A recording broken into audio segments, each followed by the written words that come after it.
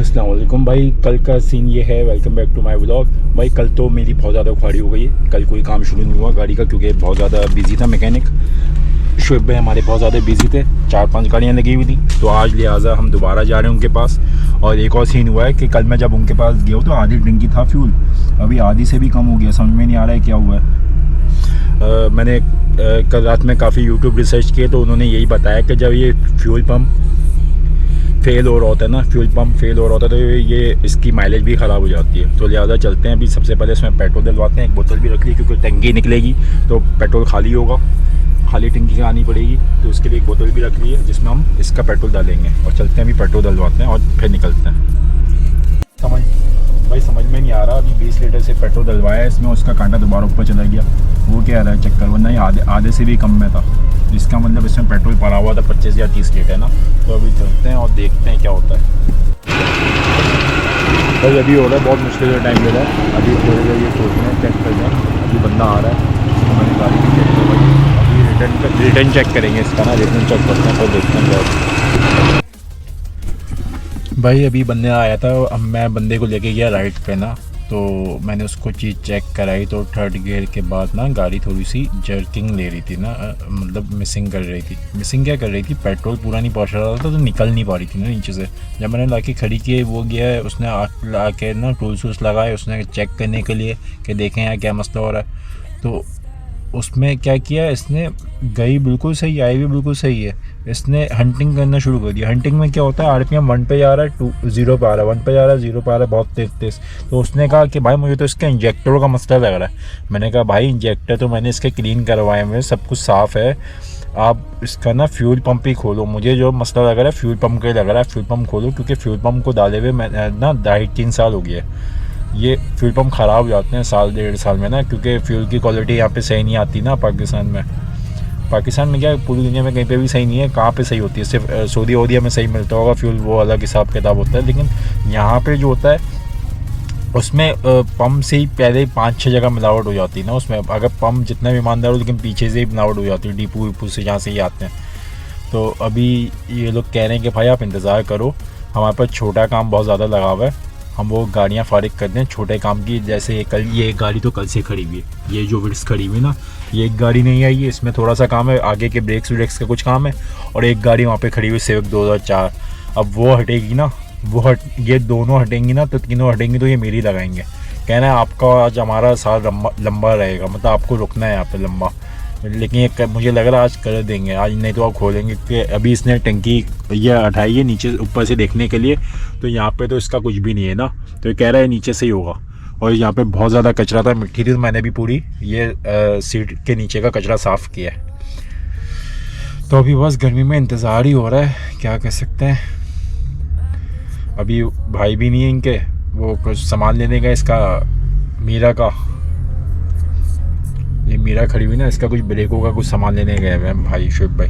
वो कह के कहेंगे भाई आते हैं तो ये जल्दी 2-3 गाड़ियाँ निकालो, उसके बाद ये लगाओ। क्योंकि मेरी गाड़ी अगर खुलेगी ना तो उसका काम थोड़ा लंबा ही होगा, क्योंकि नीचे से ना पंप निकालना पड़ेगा ना, टैंक निकालना पड़ेगा। टैंक के बाद फिर पंप का पता चलेगा।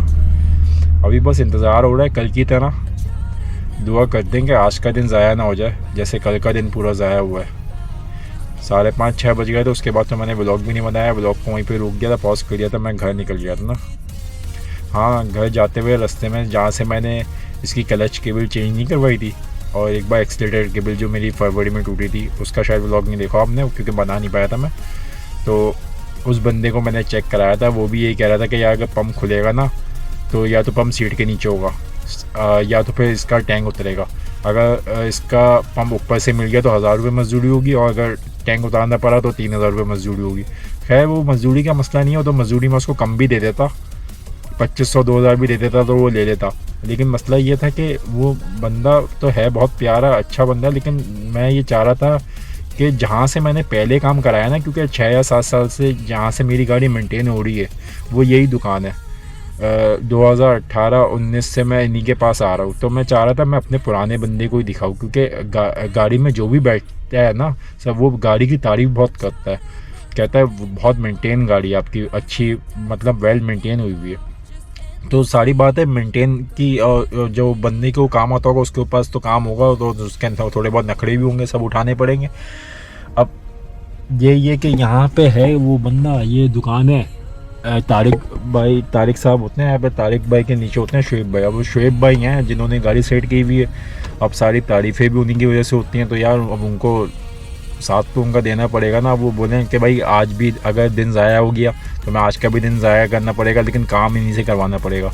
अब जैसे कोई छोटा मोटा काम आया, जैसे कोई केबल टूट गई, जैसे एक बार मेरी एक्सीलेटर की केबल टूट गई थी रात में, तो मैंने इनसे पूछा, इन्होंने कहा यार उसके लिए तो आपको रुकना पड़ेगा कि 1-1.5-2 दिन का काम है, 1 से 1.5 दिन का काम है, खुलेगी फिर केबल आएगी, फिर केबल लगा के चेक करेंगे।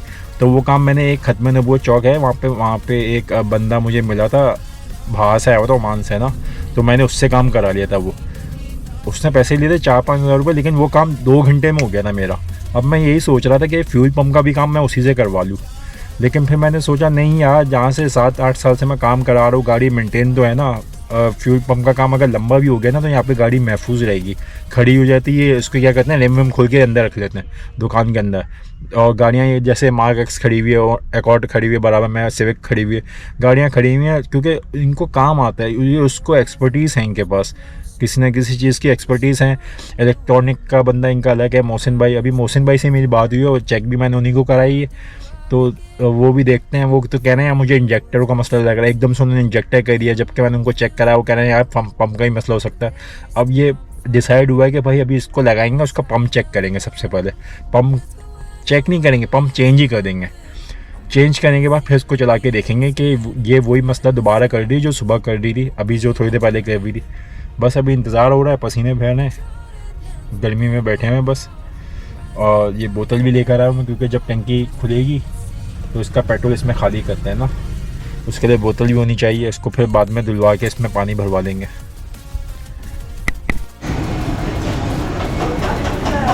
भाई वहाँ पे तो काम नहीं हो रहा था तो वहाँ पे मैंने बंदे को बोला कि मैंने कॉल करके ना उसको कि मैं आपके पास बाद में आऊँगा, अभी मैं घर की तरफ आया हूँ काम से ना, लेकिन मैं ये किसी दूसरे बंदे को भी दिखा रहा हूँ। इनसे मैंने अपनी एक्सीलेटर वायर चेंज आई थी फरवरी के महीने में, तो मैं इससे पूछ के गया था, तो मैं इनके पास आया हूँ, इनसे देखते हैं क्या कह रहे हैं।